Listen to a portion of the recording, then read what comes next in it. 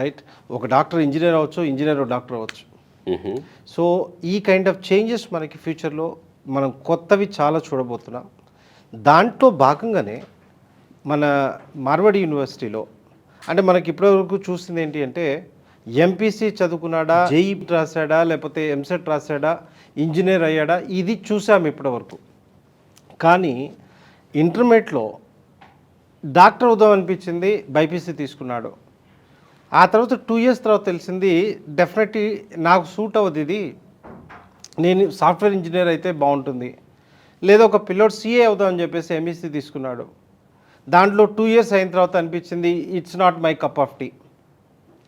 So ఇటువంటి పిల్లలు ఎక్కడో వాళ్ళ ఫ్యామిలీలో తమ్ముడు, వాళ్ళ అన్నో వాళ్ళ అక్కో ఎవరో సాఫ్ట్వేర్ ఇంజనీర్ అయ్యారు, వాళ్ళని చూసి మోటివేట్ అయ్యాడు. అటువైపు వెళదామనుకుంటే ఒకప్పుడు ఆప్షన్ లేదు.